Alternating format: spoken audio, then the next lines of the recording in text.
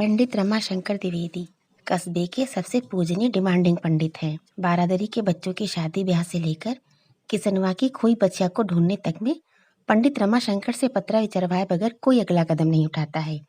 किस दिशा में किस घड़ी से कार्य प्रारंभ करना है, सब में पंडित जी की आज्ञा चलती है। उन्हीं पंडित रमाशंकर द्विवेदी जी का इकलौता पुत्र है त्रिभुवन द्विवेदी। कस्बे में इंटर तक की पढ़ाई करने के बाद त्रिभुवन ने जयपुर जाकर ज्योतिष की डिग्री लेने का फैसला किया। माता पिता के चरण स्पर्श करने के पश्चात यात्रा प्रारंभ करने से पहले शिव जी के मंदिर की सीढ़ियों पर मत्था टेकने गए त्रिभुवन ने मत्था टेक कर सर उठाया तो सामने सीढ़ियों से उतरते हुए ललिता दिख गई। हाथ में पूजा की थाली, सफेद अनारकली सूट, सर पर चुन्नी, गौर वर्ण माथे पर गौरा जी के मंदिर का सुर्ख लाल टीका। विदाउट मेकअप भी ललिता बहुत सुंदर लग रही थी। त्रिभुवन जी को आज ललिता कुछ विशेष लगी। वह उन्हें अपलक देख ही रहे थे कि तब तक ललिता ने पास आकर हेलो बोल दिया। हेलो हेलो ललिता, त्रिभुवन ने भी तुरंत मुस्कुराते हुए जवाब दिया। कहीं जा रहे हो? त्रिभुवन के कंधे पर टंगे बैग को देखकर ललिता ने पूछा। हाँ, जयपुर जा रहे हैं, वहीं ज्योतिष की पढ़ाई करेंगे, त्रिभुवन ने बताया। ओह अच्छा, ललिता को थोड़ा सा कुछ लगा। बचपन का साथी कच्चा पक्का जैसा भी हो, बिछड़े तो थोड़ा सा तो लगता ही है। प्रथम कक्षा से लेकर इंटर तक दोनों साथ ही पढ़े थे, ठीक ठाक दोस्ती थी उनकी। कितने साल का कोर्स है? ललिता ने पूछा। 3 साल का, त्रिभुवन ने बताया। अच्छा, आते जाते तो रहोगे बीच बीच में? ललिता ने पूछा। हाँ बिल्कुल, त्रिभुवन ने मोबाइल में टाइम देखा और ललिता से कहा। अच्छा ललिता, हम चलते हैं। ठीक है, हैप्पी जर्नी, कहकर ललिता ने मुस्कुराकर अपना दाहिना हाथ त्रिभुवन की ओर बढ़ा दिया। त्रिभुवन ने उसके हाथ की तरफ देखा, फिर उसके मुस्कुराते हुए चेहरे की तरफ देखकर अपना हाथ आगे बढ़ाकर शेक हैंड कर लिया। वहीं खड़े होकर एक बार फिर शिव जी को सर झुकाकर त्रिभुवन वहां से चल दिए। 8-10 कदम चलने के बाद जाने क्यों त्रिभुवन ने पलट कर देखा। ललिता उन्हें ही देख रही थी।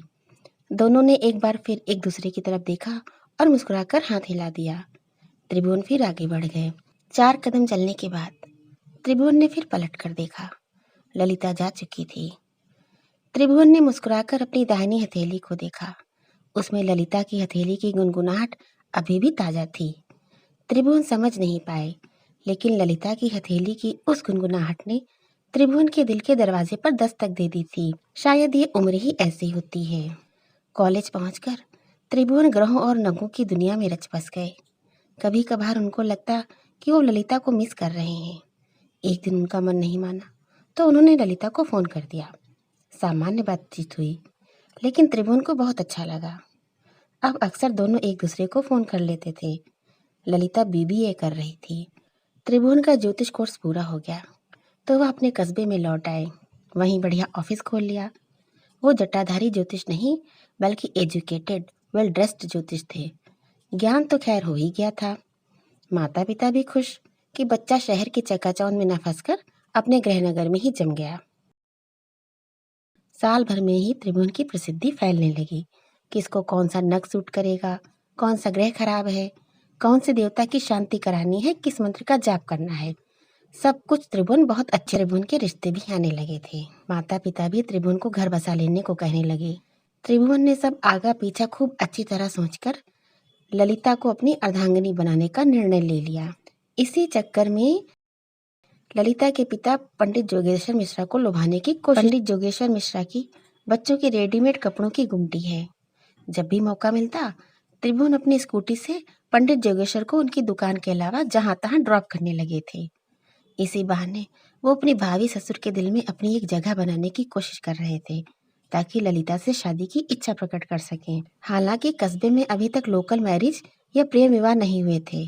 फिर कोई ना कोई तो शुरुआत करेगा, तो मैं ही क्यों नहीं, ऐसा सोचकर त्रिभुवन अपनी कार्य सिद्धि में लगे थे। इसके लिए उन्होंने वांछित नग भी धारण कर लिया था। एक दिन पंडित जोगेश्वर को दुकान के लिए पिकअप करने आए त्रिभुवन ने देखा कि उनके मकान में रंग रोगन हो रहा है। स्कूटी पर पीछे बैठते हुए पंडित जी से त्रिभुवन ने पूछा, क्या बात है चाचा, दिवाली के बगैर पुताई करा रहे हो? हाँ, बिटिया की शादी है, पंडित जोगेश्वर मिश्रा ने जवाब दिया। क्या, बिटिया की शादी? त्रिभुवन को अपना दिल टूटने की आवाज साफ सुनाई दी। आज त्रिभुवन ऑफिस नहीं गए, वापस घर आ गए। कुछ समझ नहीं आ रहा था कि क्या करें। संकोच छोड़कर पहले ही ललिता से शादी की बात कह दी होती तो आज यूं दुनिया ना लुटती। बड़े अनमने से रहने लगे थे त्रिभुवन। माँ ने बेटे का मुरझाया मुख देखकर पूछा, क्यों बेटा, क्या तबीयत सही नहीं लग रही? पिताजी ने भी पूछा, क्या बात है बेटा, कोई समस्या है? अब त्रिभुवन पिताजी को कैसे बताते कि महबूबा की शादी हो रही है, इसलिए हमारी दुनिया लुट चुकी है। क्या करना है जी के, जब दिल ही टूट गया। लेकिन पिताजी के सामने तो ऐसे बोला नहीं जा सकता था, तो उन्होंने कह दिया, कुछ खास नहीं पिताजी, बस बदलते मौसम का असर है। फिर एकाएक बोले, पिताजी, क्या दूसरे मोहल्ले से कोई कुंडलियां मिलवाने आया था? हाँ आया था, पंडित रमाशंकर ने जवाब दिया। आया था। त्रिभुवन का टूटा हुआ दिल और भी टूटकर किरचों में बदल गया। रोते हुए कलेजे को थामकर फिर पूछा, पंडित जोगेश्वर मिश्रा जी के यहाँ से 2 कुंडलियां आई थीं। पिताजी ने जवाब दिया। ओह, ललिता ने कभी जिक्र नहीं किया अपने ब्याह का? मगर वो खुद भी तो गधा है, समझ जाना चाहिए था। कन्या विवाह योग्य हो गई है तो विवाह तो होगा ही ना। अब कुछ ना बचा पूछने के लिए। अब पूछे तो क्या पूछे, किससे पूछे? ललिता के मान सम्मान का भी पूरा ध्यान रखना है। त्रिभुवन छटपटाए से ललिता के घर के आसपास नजर रखे थे कि ललिता दिख जाए तो एक बार उससे फेस टू फेस बात कर लें। कई कोशिशों के बाद भी ललिता तो ना दिखी, लेकिन एक 6 साल का बच्चा ललिता के घर से निकलता दिखाई दिया। त्रिभुवन ने उसे इशारे से अपने पास बुलाया और धीरे से पूछा, नए कपड़े बनवा लिए तुमने शादी में पहनने के लिए? मुंह में लॉलीपॉप दबाए बच्चे ने इतना सा जवाब दिया। बहुत बढ़िया। अच्छा, किसकी शादी है? त्रिभुवन पूरी तरह कन्फर्म कर लेना चाह रहे थे। दत्ता दीदी, आगे के ऊपर नीचे के 3-3 टूटे दांत वाले मुंह से बच्चे ने तुतलाते हुए जवाब दिया। ददिता दीदी दी था दी। त्रिभुवन ने मुंह सिकोड़ते हुए वाक्य को दोहराया। त्रिभुवन द्वारा अपने शब्दों को दोहराता देख बच्चा चिढ़कर त्रिभुवन ने फिर दोहराया, ददिता दीदी दी था दी। ओहो, त्रिभुवन को समझ आ गया, ललिता दीदी की शादी बच्चा बता कर गया है। अब कोई उम्मीद ना बची। ललिता मिलने से पहले ही बिछड़ गई। उन्हें अपनी उंगली में चमकती 16 रत्ती सोने में जड़ी पुखराज की अंगूठी और अपनी ज्योतिष विद्या पर शक। त्रिभुवन की हालत अब देवदास प्रेमी वाली नहीं, बल्कि गुस्सैल आशिक वाली हो गई थी, और सारा गुस्सा निकलता था पंडित जोगेश्वर मिश्रा पर। जब भी वह कहते, बेटा जरा स्कूटी से फला जगह छोड़ दो, तो त्रिभुवन भुन्ना कर जवाब, चाचा और भी काम है मेरे पास, आपको इधर उधर छोड़ने के अलावा। पैदल जाइए, है ही कितनी दूर। और तो और जोगेश्वर जी को चिढ़ाने के लिए फालतू में ही उनके आगे पीछे से स्कूटी से फराटा भरते हुए निकल जाते। उन्हें कहीं छोड़ना तो दूर, त्रिभुवन उनकी तरफ देखते तक नहीं थे। एक दिन त्रिभुवन को लगा कि उनके हार्ट अटैक ही पड़ जाएगा, जब उन्होंने पंडित जोगेश्वर के चबूतरे पर टेंट लगा देखा, जिसके नीचे बैठा होरीलाल हलवाई बालूशाही और नमक पारे बना रहा था। उसे देखकर उन्हें ऐसा लगा मानो नमक पारे का सारा नमक उनके टूटे दिल के जख्मों पर रगड़ दिया गया है। हलवाई की भट्टी की तरह त्रिभुवन का दिल जल रहा था।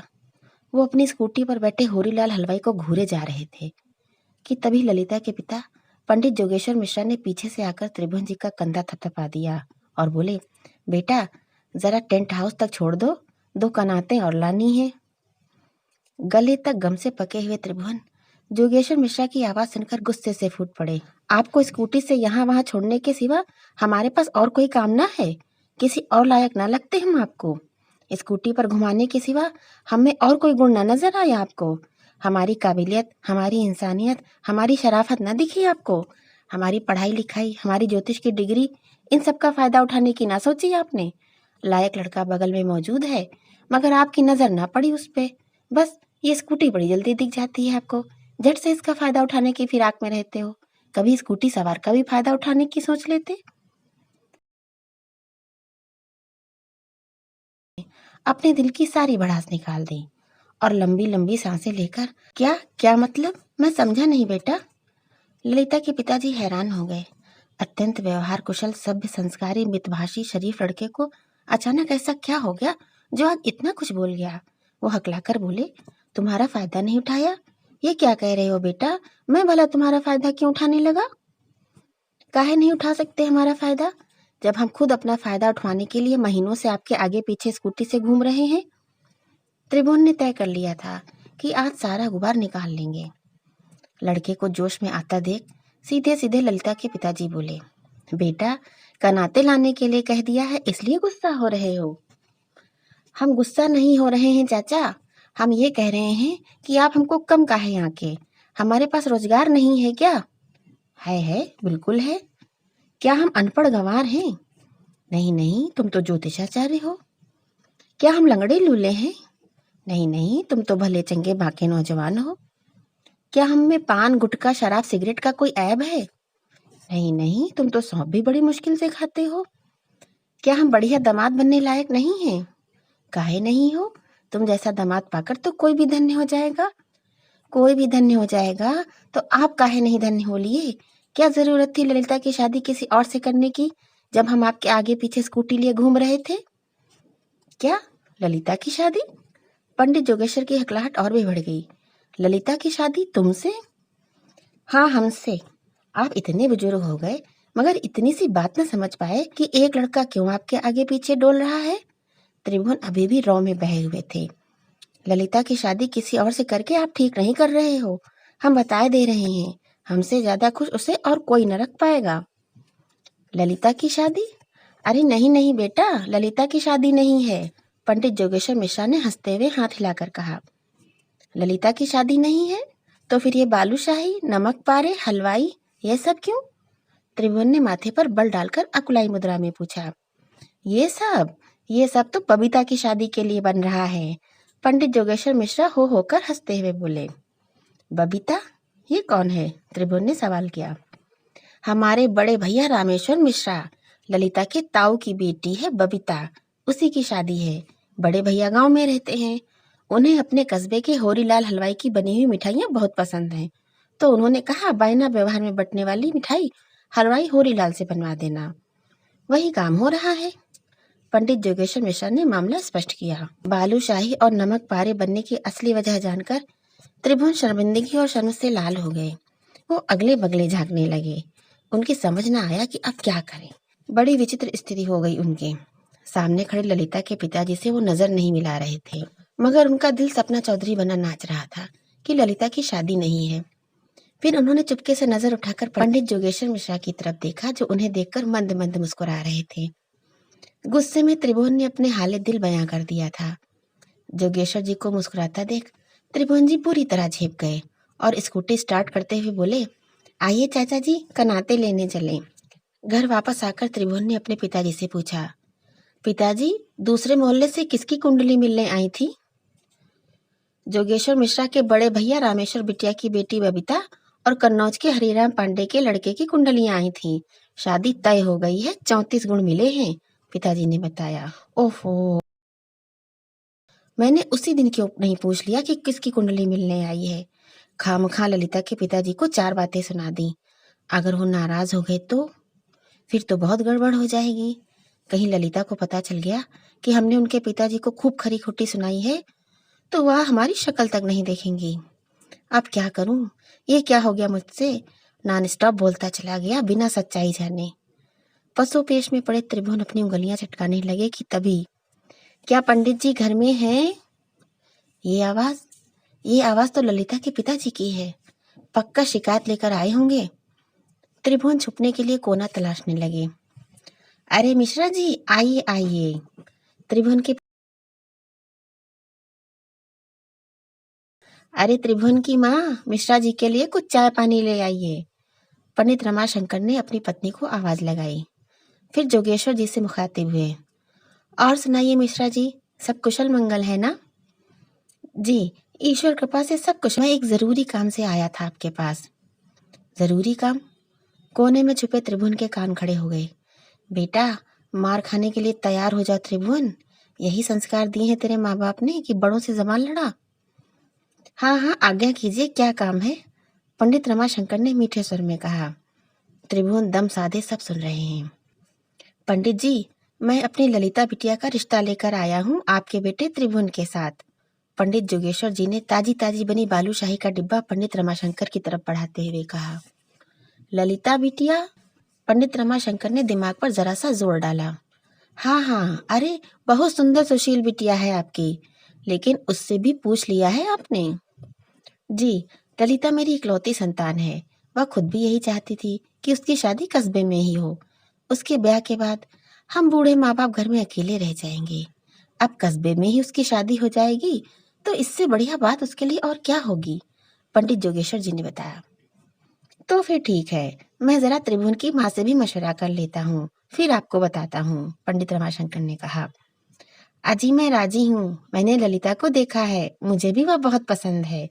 अंदर से मिठाई और चाय नाश्ता लाती हुई त्रिभुवन की माँ ने कहा। दोनों परिवार एक दूसरे को जानते ही हैं, हमारी तरफ से भी रिश्ता पक्का।